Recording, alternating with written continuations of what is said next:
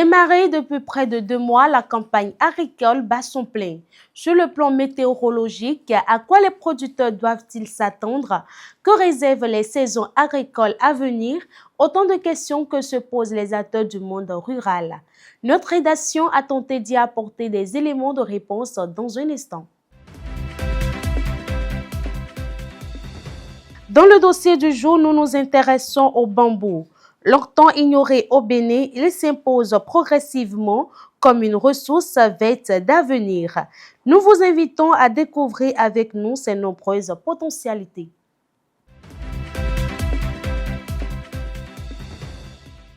Nous ferons également un tour d'horizon de l'actualité agricole internationale avec les informations en provenance de la Côte d'Ivoire et du Burkina Faso.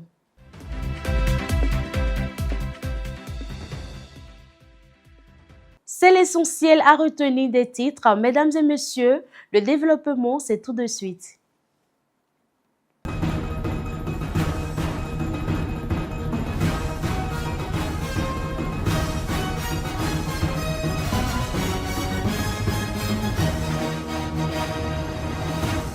Bonsoir à toutes et à tous et bienvenue dans ce journal de 19h30 sur le Rural Bénin TV, la télé officielle du monde agricole.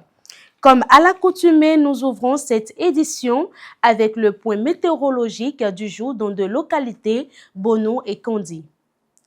Le ciel sera couvert dès la matinée à Bonou avec une température de 24 degrés Celsius ressentie à 28 degrés Celsius en raison de l'humidité. Aucun risque de pluie n'est annoncé dans les premières heures de la journée. Dans l'après-midi, la chaleur s'intensifiera avec 32 degrés, ressenti jusqu'à 40 degrés Celsius. Des orages accompagnés d'averses sont attendus avec un risque de pluie de 60%. L'indice UV sera très élevé. À Kondi, la matinée sera marquée par une alternance de nuages et d'éclaircies avec une température de 26 degrés Celsius ressenti à 28 degrés Celsius. L'après-midi, le thermomètre atteindra 33 degrés Celsius avec une température ressentie de 41 degrés Celsius. Le ciel restera partiellement nuageux et quelques averses pourraient survenir en fin de journée avec un risque de plus de 30%. L'indice UV demeurera très élevé. En résumé, chers ruraliens de Bono et de Kondi, n'oubliez pas de vous munir de vos parapluies au cours de la journée. Nous restons sur la page météorologique, non plus pour consulter le temps qu'il fera aujourd'hui, mais pour découvrir les prévisions de cette nouvelle campagne agricole. Alors que les activités agricoles ont démarré depuis environ 2 mois, les systèmes d'alerte mis en place par les services de prévision de Météo Bénin demeurent d'actualité. Raphaël Zepete, prévisionniste à Météo Bénin, apporte des éclairages utiles aux producteurs afin de favoriser la réussite de la campagne agricole. Suivons son intervention. Démarrée il y a plusieurs mois, la campagne agricole 2026-2027 suit son cours sur l'ensemble du territoire national. Si les premières pluies ont permis aux producteurs de vite démarrer les travaux champêtres dans de bonnes conditions, le département de l'Aliborie, contrairement aux autres, devrait enregistrer des précipitations abondantes au cours des prochains mois. Les pauses pluviométriques sont assez importantes, c'est-à-dire les séquences sèches seront longues, nous n'aurons pas de quantités de pluie qui seront assez importantes, mais il faut reconnaître que pour ce qui concerne le département de la Liborie, nous aurons des quantités de pluie qui seront véritablement assez importantes. Vous savez, à ce niveau, nous avons une zone de forçage, des zones du fleuve Niger, qui quand même amorce véritablement et permet véritablement des précipitations assez importantes dans cette région. Après des précipitations globalement importantes entre avril et le début du mois de juillet, les prévisions annoncent des cumuls pluviométriques supérieurs à la normale entre juillet et septembre. La pluie peut véritablement s'intensifier parce que nous avons quand même des indicateurs sur lesquels nous nous sommes basés et nous attendons véritablement une saison de juillet ou de septembre qui sera excédentaire. Donc, il risque d'avoir des inondations à ce niveau-là pour ce qui concerne le département de la Liborie. Et ces informations permettront véritablement aux producteurs de prendre les bonnes décisions et d'être prudents véritablement dans leurs activités agricoles. Si cette période nécessitera une attention particulière en raison des risques liés aux fortes pluies, les perspectives de fin de saison restent néanmoins encourageantes pour les producteurs. La fin de la saison sera normale à longue. Ça, c'est une très bonne nouvelle parce que quand on dit normal à longue, la normale, la fourchette moyenne, c'est entre la deuxième décade du mois d'octobre et la deuxième décade du mois de novembre. Donc, il est attendu à ce que entre octobre et novembre, nous ayons quand même des activités pluvieuses assez importantes.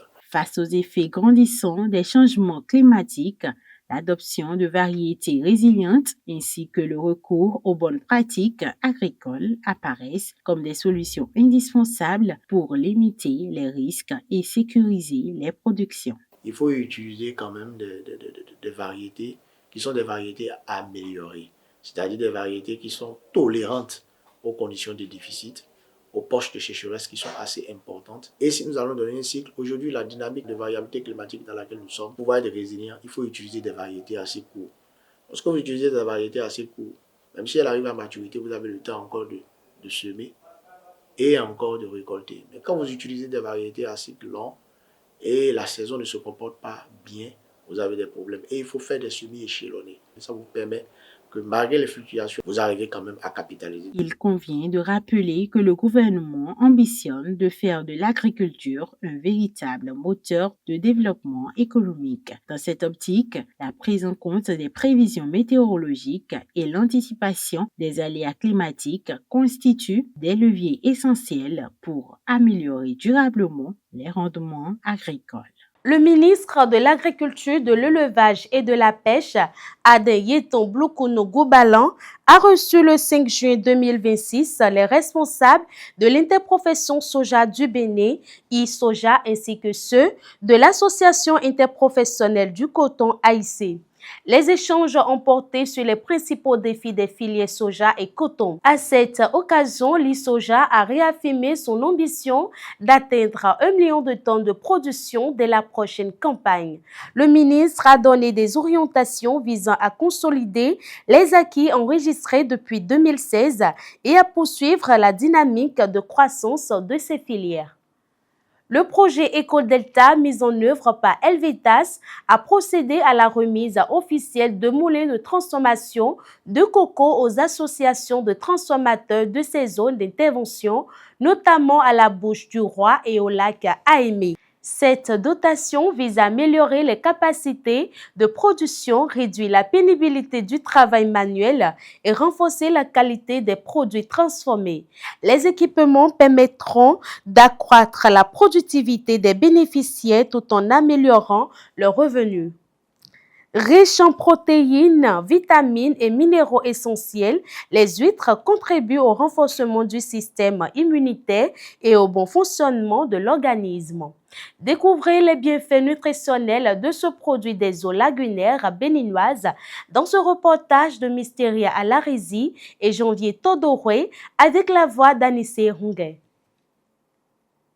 Longtemps élevées de façon artisanale dans les eaux lagunaires et saumâtres du Bénin, les huîtres suscitent aujourd'hui un intérêt croissant. Conscient de leur potentiel économique et nutritionnel, le gouvernement, à travers la TDA7, œuvre au développement de cette filière, à travers l'accompagnement des producteurs et la promotion de l'ostréiculture dans plusieurs zones lagunaires. Alors, au Bénin, l'élevage des huîtres se déroule essentiellement au niveau de la lagune côtière, donc de Ouida jusqu'à Grand Popo.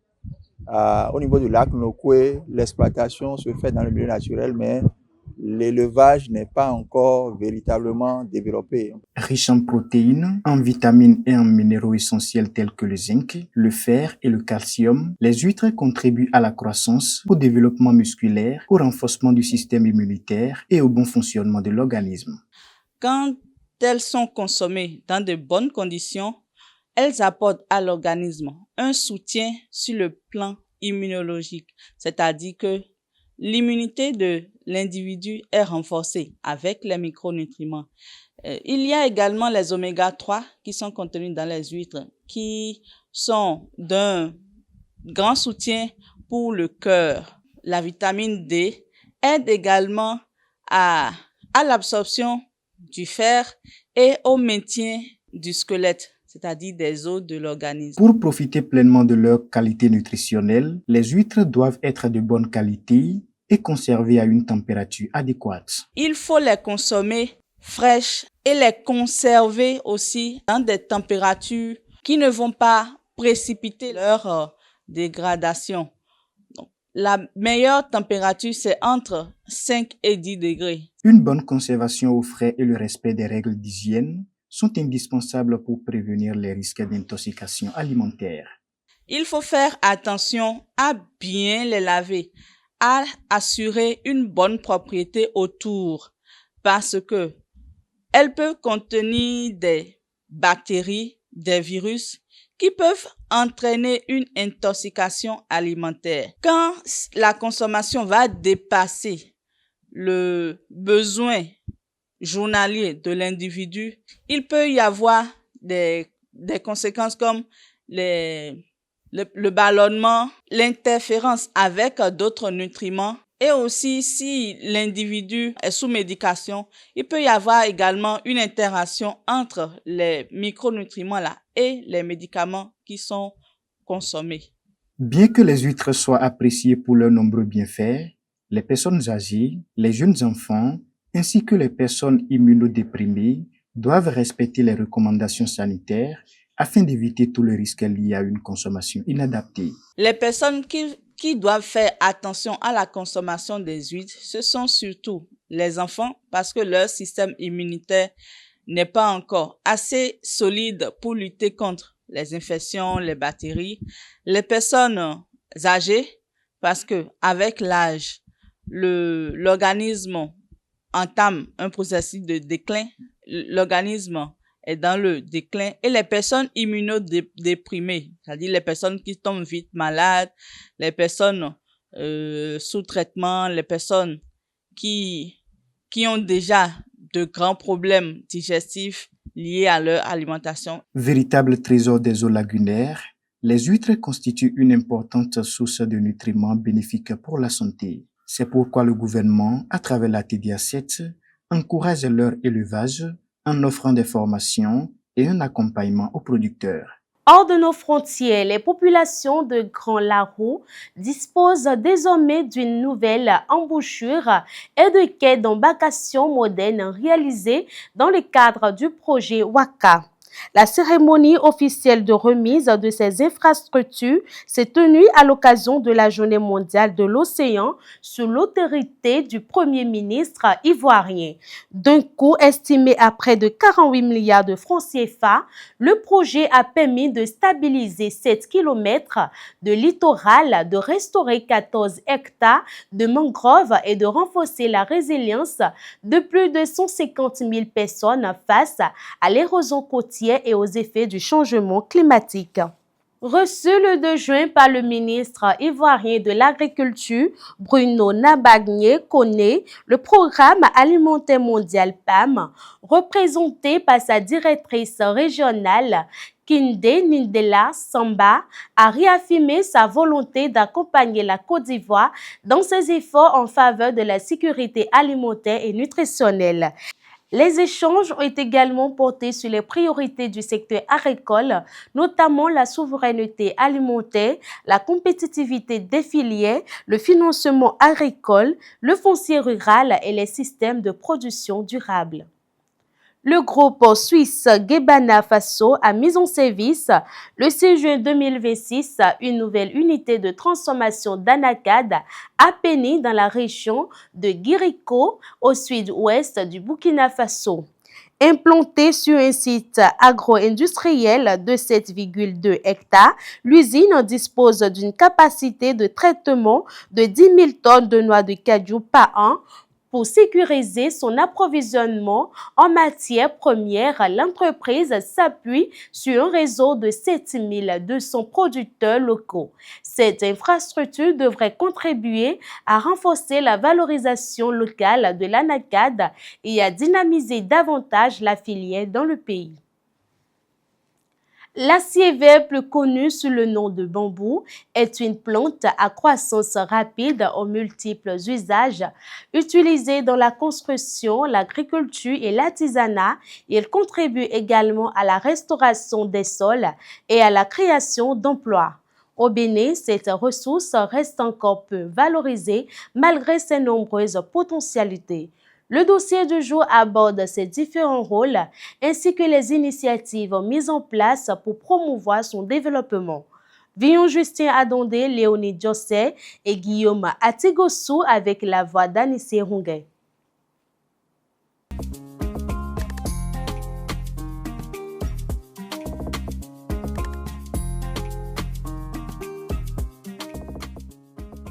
Élancé, robuste et toujours vert, le bambou fait partie des plantes les plus remarquables au monde.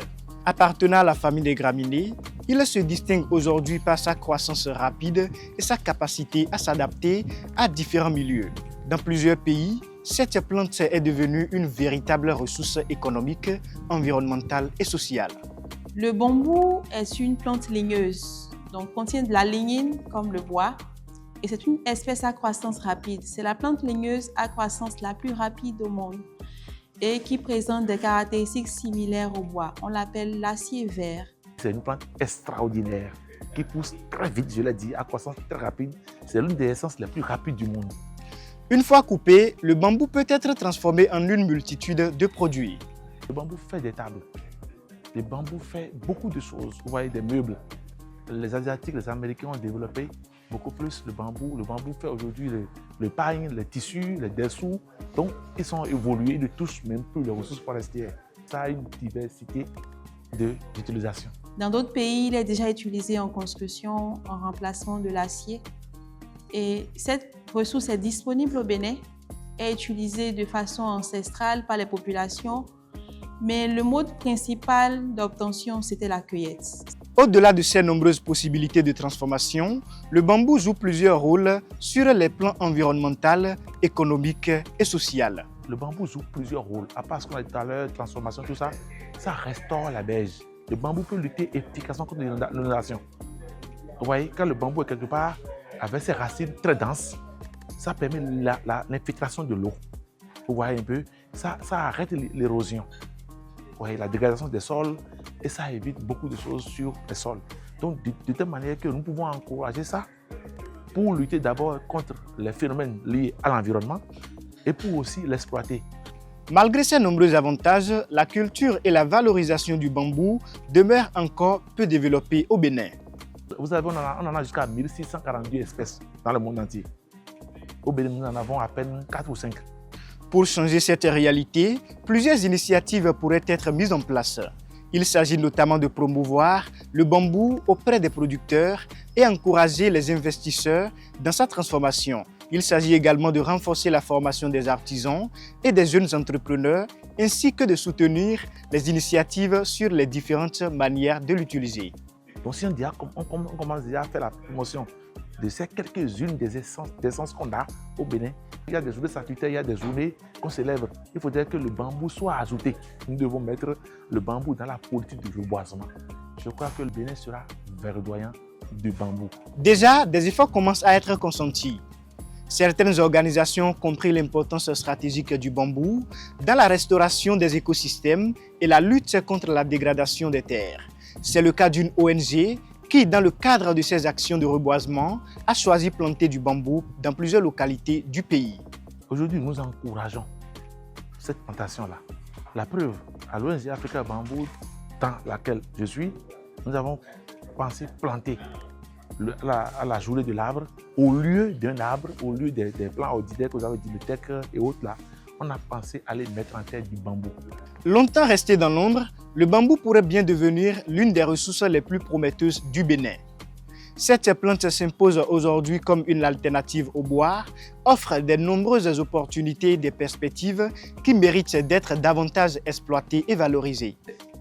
Il puisse être utilisé comme alternative au bois pour limiter la pression sur les forêts et pour limiter la pression sur les espèces forestières utilisées anciennement comme bois d'œuvre, aujourd'hui rares et menacées.